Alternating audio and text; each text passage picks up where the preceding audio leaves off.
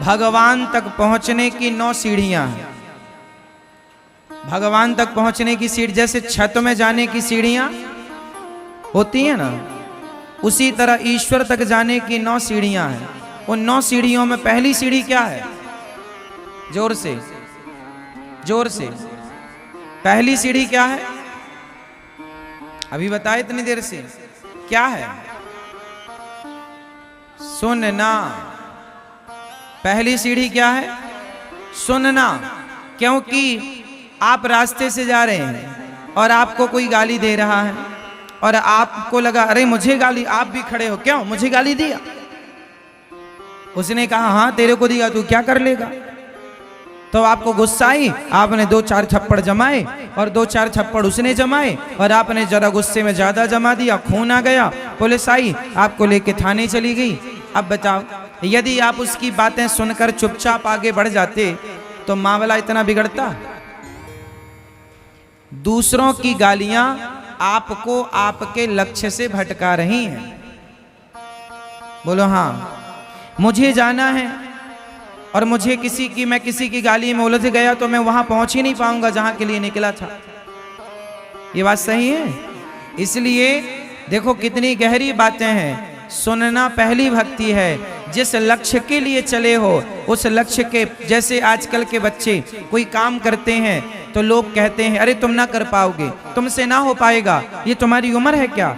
इन सब बातों में बिल्कुल बिलीव मत किया करो। आप सब कर सकते हैं, ये आपका मनोबल डाउन कर रहे हैं, मोरल डाउन कर रहे हैं, आपके अंदर नेगेटिविटी घुसा रहे हैं।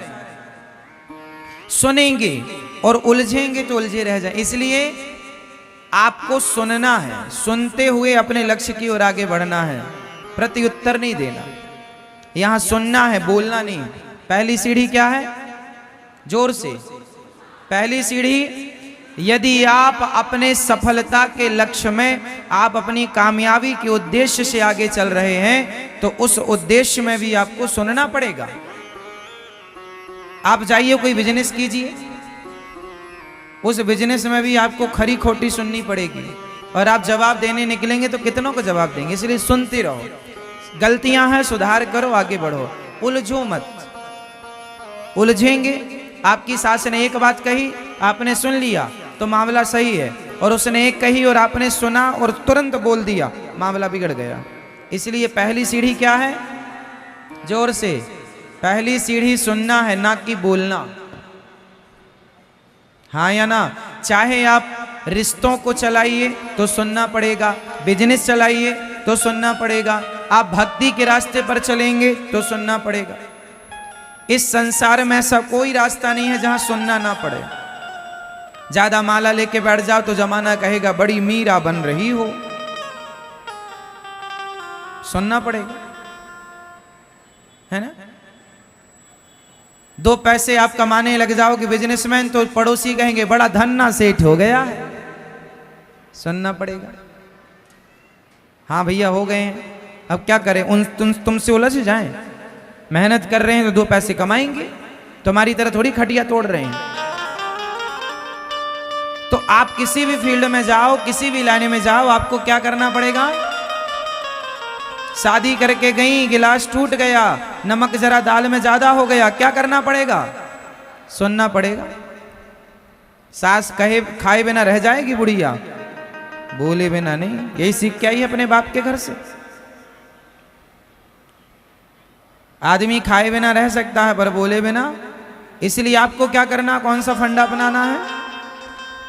तो ईश्वर तक पहुंचने की, शांति तक पहुंचने की, सुखमय जीवन बिताने की पहली सीढ़ी है, जोर से, सुनना। तो सुनना है पहली भक्ति, पर प्रेम से सुनना है दूसरी भक्ति। भगवान की कथाओं में क्या हो? प्रेम हो, भगवान से प्रेम हो, ये दूसरी भक्ति है। सुनेंगे, जवाब नहीं देंगे, आपके अंदर अपने आप प्रेम प्रकट होगा। भगवान की भक्ति क्या है? प्रेम से भगवान की कथाएं सुनो। फॉर्मेलिटी नहीं कि अब यहां आए हैं तो सो जाएं, मोबाइल चलाने लग जाएं, बिस्तर पर लेटे हैं, ठीक है लेटे लेटे सुनो, थोड़ा सुनो, तो प्रेम से सुनो, प्रेम पूर्वक सुनो, भगवान में प्रेम हो। जैसे माँ अपने बेटे की तारीफ बड़ी प्रेम से सुनती है, बाप अपने बेटे की प्रशंसा बड़े प्रेम से सुनता है, उसी तरह भक्त भगवान की कथा बड़े प्रेम से सुने। ये प्रेम दूसरी भक्ति है। गोपियां भगवान की चर्चा कैसे सुनती थी? प्रेम से सुनती थी। प्रेम मतलब श्रद्धा के साथ। एक जिज्ञासा है हमारे भीतर, जानने की, सुनने की, समझने की, वो जिज्ञासा के साथ सुनना है। तो प्रेम के साथ सुना गया प्रसंग दूसरी भक्ति, भगवान का प्रसंग। तो पहली भक्ति कथा सुनना और दूसरी भक्ति कथा को किसके साथ सुनना? किसके साथ? एक मैया बोली, महाराज जी हमारा कोई साथ नहीं मिला इसलिए हम कथा में नहीं आए, हमारा कोई साथ नहीं हुआ इसलिए हम वृंदावन नहीं आए। अरे भैया, किसी के साथ की जरूरत नहीं है, आप तो प्रेम के साथ वृंदावन आया करो, प्रेम के साथ कथा में आया करो, प्रेम के साथ बिहारी जी जाया करो। और किसी के साथ की जरूरत ना पड़ोसन के साथ की, ना पड़ोसी के साथ की। किसके साथ की जरूरत है? प्रेम के साथ। किसके साथ जाओ भगवान के पास? प्रेम के साथ। हमारा साथी कौन? प्रेम। यदि आपके अंदर प्रेम है और आप प्रेम के साथ बिहारी जी गए हैं तो आपका बिहारी जी जाना सफल है, और आप पड़ोसन के साथ गए हैं तो वो चिक चिक करती रहेगी पूरे रास्ते।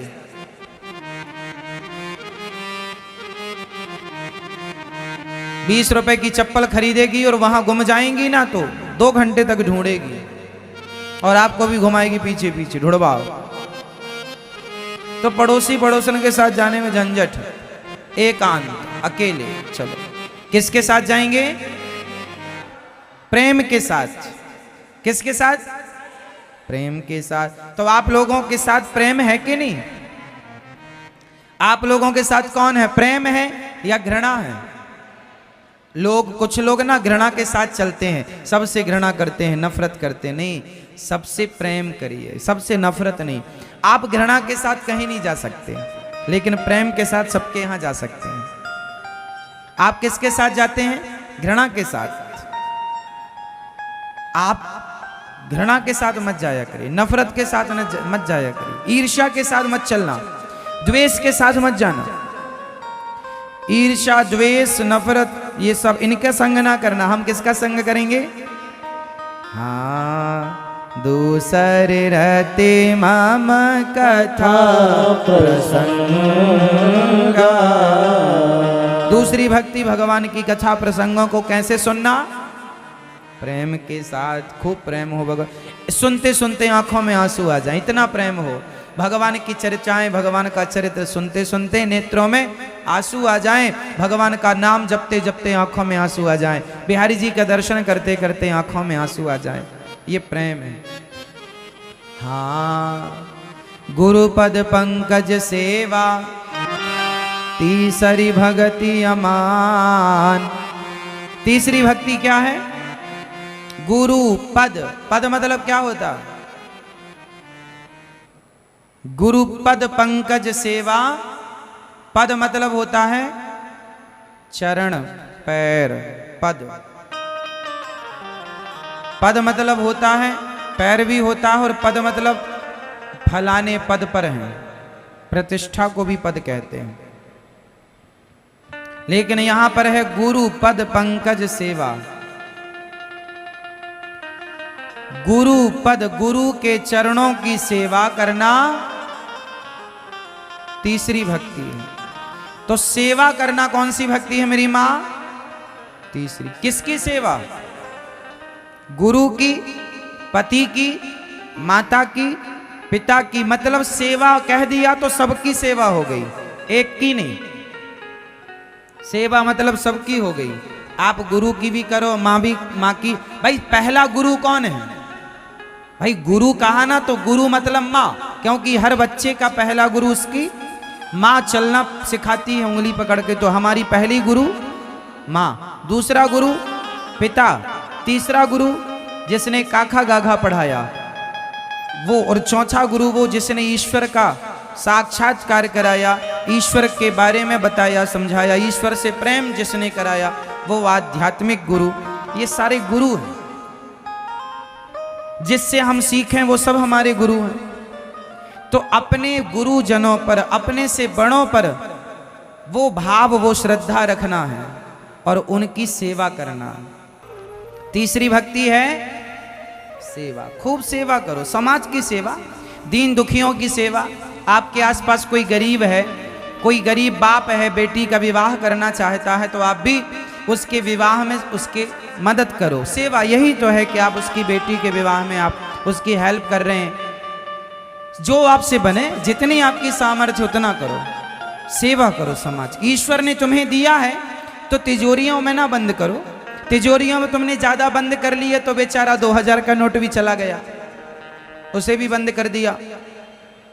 अब धीरे धीरे होगा, मतलब अभी सितंबर को पूरा बंद हो जाएगा। क्यों मेरी माँ? तो अब आप लोग ना रख लेती हो, फिर मोदी जी को लगता मैया ने तो रख लिया, बंद करो। इसलिए आप लोग ना सेवा में लगाती रहा करो, दीन दुखियों की सेवा। फुटपाथ पर लोग सोते हैं बेचारे, उन्हें जरा आटा दे दिया कभी, उन्हें दाल दे दी कभी, उन्हें बच्चों को जूते चप्पल पहनवा दिए कभी, तो सेवा है ये। बेटियों का विवाह कोई गरीब बाप करे, करवा लो सेवा। यदि आपको ईश्वर ने बनाया है तो, नहीं बनाया तो कोई बात नहीं, भगवान से कहो प्रभु हमें इतना लायक बनाओ कि हम सबकी सेवा करें। और भगवान के द्वार जब भी जाया करो तो एक बात जरूर कहा करो, बिहारी जी के पास जाओ या अपने घर के मंदिर के पास मंदिर में जाओ, वहां जरूर ये बात कहा करो कि हे प्रभु मुझे लेने वाला नहीं देने वाला बनाओ। हे प्रभु मुझे लेने वाला नहीं, मुझे देने वाला बनाओ, ताकि मैं सबको देता रहूं, देती रहूं, मेरे घर से सबके लिए निकलता रहे। ईश्वर इतना दे मुझे कि मैं सबको भर भर के दोनों हाथ से मैं देती रहूं और देता रहूं। तो हे विधाता मुझे लेने वाला नहीं, मुझे जोर से हे भगवान हमें ये दे दो, हे भगवान हमें ये नहीं, ये सब घाटे में चली जाओगी आप लोग। ये नहीं, हे भगवान हमें देने वाला बनाओ। जब देने वाला बनाओगी, मांगोगी, तो भगवान स्वाभाविक है देंगे।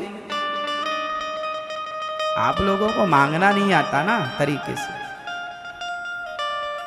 तो क्या मांगोगी मेरी माँ? हे विधाता हमें लेने वाला नहीं देने वाला बनाओ, और बनाया है तो देना, यदि नहीं बनाया तो भगवान वापस ले लेंगे। चल वापस कर दिया, तू तो बंद कर लिया। भगवान भी हंसी करते हैं, जैसे मोदी जी ने नोटबंदी कर दी, भगवान ने भी देखा कि ये तो इसे देने के लिए दिया था, ये तो सब अंदर करता गया, तो भगवान ने बंद कर दिया, नहीं देंगे अब तुम्हें। फिर वो करोड़पति से रोड़पति हो जाता है। इसलिए ईश्वर से यही प्रार्थना हो कि प्रभु हमें यदि आपने 2 रोटी दी हैं तो एक रोटी हमारे अंदर भाव ऐसा हो कि हम एक रोटी सदा देने के लिए आगे बढ़ाएं, एक रोटी से ही अपना गुजारा करें। जरूरी नहीं है कि देने के लिए आपके पास करोड़ों होने चाहिए। एक गिलास पानी है तो आप उसे भी आधा बांटकर पी सकते हैं, और एक रोटी है तो आप उसे भी आधी बांटकर खा सकते हैं। इसलिए ईश्वर हमेशा ये देखता है कि बांटकर कौन खाता है। जो देकर खाता है ईश्वर उसे देना शुरू कर देते हैं। लेता जा, तू समेट नहीं पाएगा, मैं तुझे इतना दे दूंगा। लेकिन जब आप औरों का भी हड़पने लग जाते हैं, दूसरों की थालियों से रोटियां छीनने लग जाते हैं, तब भगवान कहते हैं अरे ये तो दूसरों का छीन रहा है, तो एक काम करो इसका भी छीनना चाहिए। इसलिए भगवान उसको करोड़पति से रोड़पति बना देते हैं।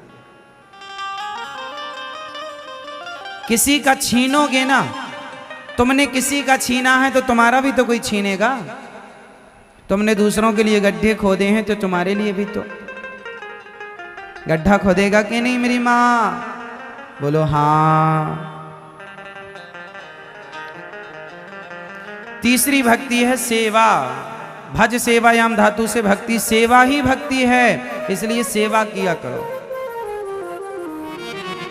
चौथी भक्ति है भगवान की कथाओं का गुणगान करना। कथाएं सुनो और अपने घर में जाकर अपने अड़ोस पड़ोस में सबको भगवान की कथा सुनाया करो। सुंदर सुंदर भजन सुनाओ, सुंदर सुंदर कथाएं सुनाओ, सबको सुनाओ। दादा को, दादी को, माता को, पिता को, सास को, ससुर को, पति को, पत्नी को, सबको जहाँ जाओ वहाँ भगवत चर्चा गाओ, भगवत चर्चा कहो, भगवान के गुणों का आनंद लो।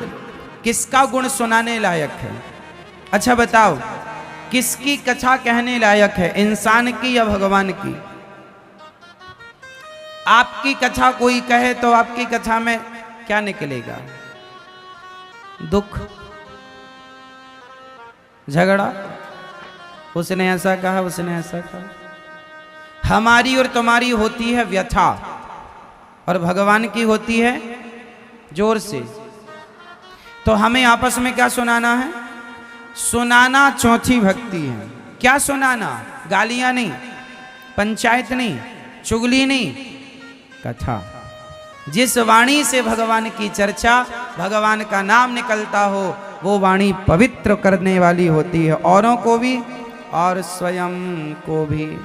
इसलिए वाणी सदा भगवान का गुणगान करने वाली बने।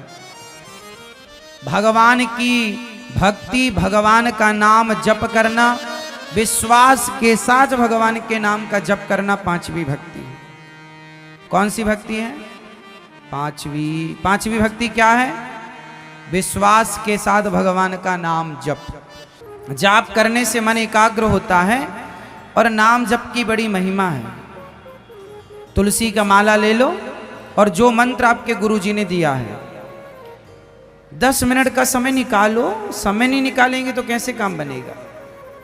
नाम की बड़ी महिमा है। अच्छा एक बात बताओ, कोई जुआनी लोग जुआ खेल रहे हो आपके गांव में ना, कुछ लोग गांव के बाहर कहीं के जुआ खेलते होते हैं। कोई जुआ खेल रहा हो और कोई आवाज, अरे पुलिस पुलिस, पुलिस का नाम सुनते ही जुआनी भाग जाते हैं कि नहीं? हाँ या ना? बोलो हाँ, बोलो हाँ, मैया बोलो हाँ कि ना।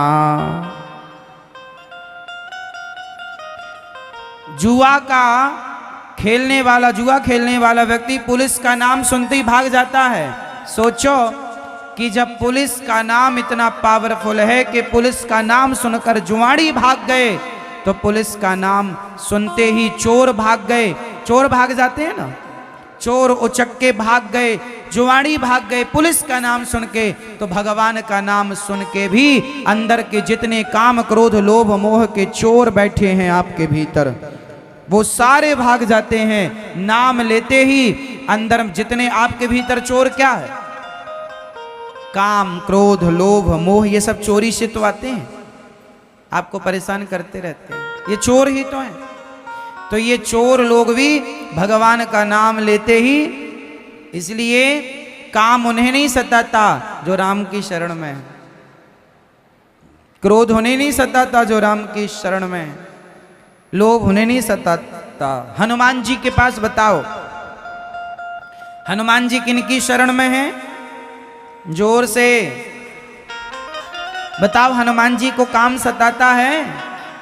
हनुमान जी को क्रोध सताता है?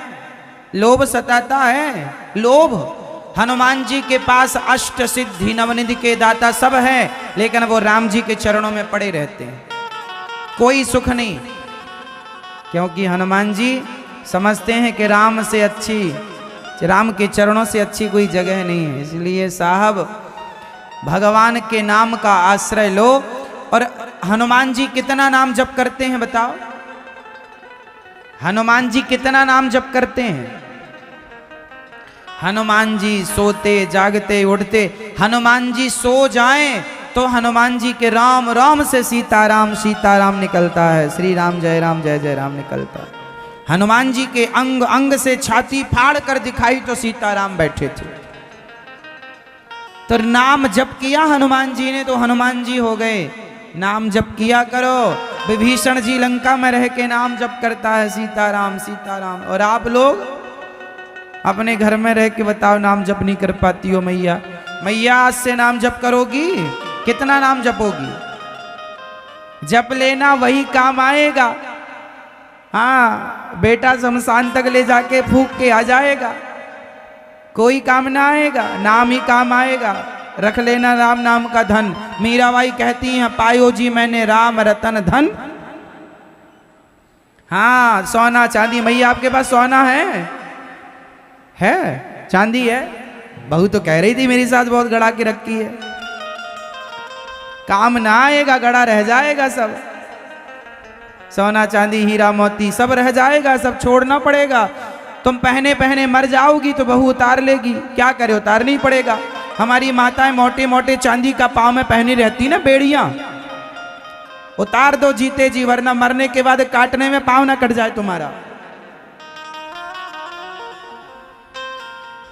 तुम मरो बस सारा उतार लिया जाएगा, सोना हो चांदी हो, और खाली जाओगी फिर वहां शमशान में।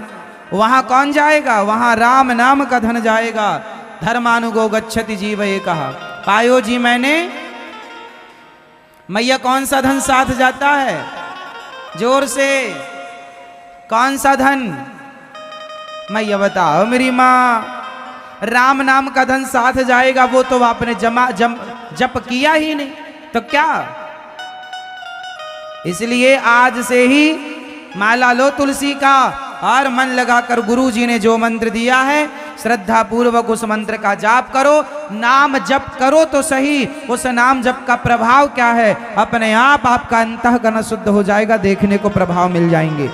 जरूरत ही नहीं पड़ती, नाम पर्याप्त है। सब कुछ में नाम पर्याप्त है,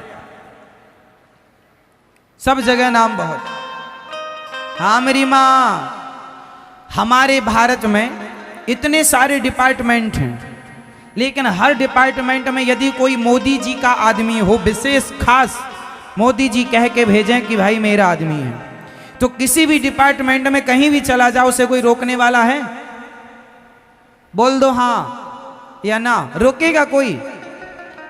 वो बस बताता चले कि मैं मोदी जी का, वो नाम बस लेता चले मोदी जी का आदमी हूं मैं, ये देखो लाइसेंस मेरे पास। बताओ मोदी जी का नाम कोई व्यक्ति लेकर जाए और वो मोदी जी का विशेष खास हो तो की बात है, वरना नाम तो कोई भी ले ले।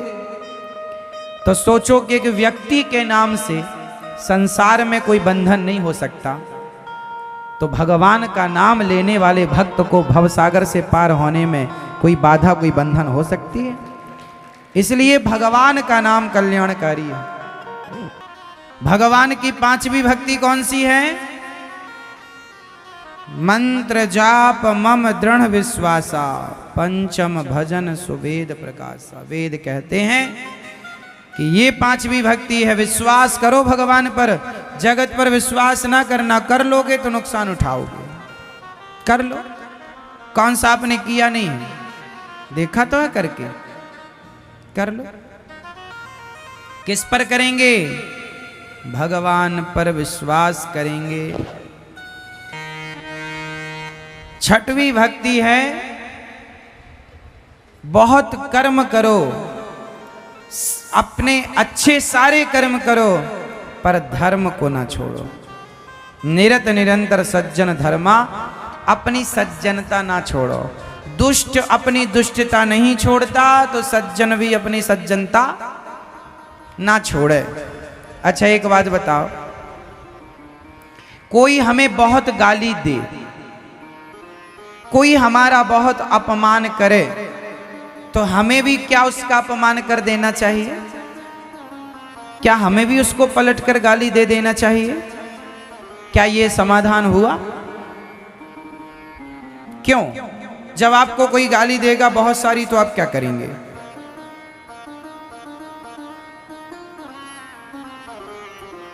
वो है दुष्ट और आप हैं सज्जन, तो सज्जन का धर्म होता है चुप रहना। जब दुष्ट बोलने से बाज नहीं आ रहा है, तो आप चुप क्यों नहीं रह पाते? वो अपना बोले, वो गुस्से में जलता रहे, आप शांति से मुस्कुराते रहो, क्योंकि वो गाली देना नहीं छोड़ता। उसका धर्म गाली देना है, तो तुम्हारा धर्म शांत स्वभाव, शांत चित्त से क्या करेंगे? सुनेंगे, है ना मेरी माँ? भावना मन में बदले की होना। भगवान से प्रार्थना, इतनी शक्ति हमें देना दाता, है ना। हम चलने के रास्ते पे हमसे भूल कर भी कोई भूल हो ना, इतनी शक्ति हमें देना दाता, मन का विश्वास कमजोर होना। मन में इतना विश्वास तो बना रहे कि कोई हमें गाली दे तो कोई बात नहीं, ठीक है भैया तेरा धर्म है, गाली देना देगा, हम क्या करेंगे तेरी गालियों का, क्या उत्तर देंगे, कितना उत्तर देंगे, क्यों दें उत्तर। आज पूज्य श्री अनिरुद्धाचार्य जी महाराज ने हम सभी लोगों को बहुत ही उत्तम एवं शिक्षाप्रद कथा सुनाई है। आशा करता हूं कि इस शिक्षाप्रद कथा से हम सभी लोग कुछ न कुछ शिक्षा अवश्य ग्रहण करेंगे और अपने जीवन को सुखी और सात्विक बनाने का प्रयास करेंगे। मित्रों, अगर आपको यह शिक्षाप्रद कथा पसंद आई हो तो वीडियो को लाइक करें और अधिक से अधिक लोगों को शेयर भी करें, जिससे और भी लोग महाराज जी की इस शिक्षाप्रद कथा से शिक्षा लेकर अपने जीवन को सुखी बना सकें। मित्रों, अगर आपने अभी तक हमारे चैनल को सब्सक्राइब नहीं किया है तो हमारे चैनल को तुरंत सब्सक्राइब भी कर लें, जिससे आपको नोटिफिकेशन के माध्यम से महाराज जी के शिक्षाप्रद कथा तुरंत प्राप्त हो सकें। मित्रों, तो कल फिर किसी शिक्षाप्रद कथा के साथ आप लोगों के समक्ष प्रस्तुत होंगे। तब तक के लिए जय श्री राधे।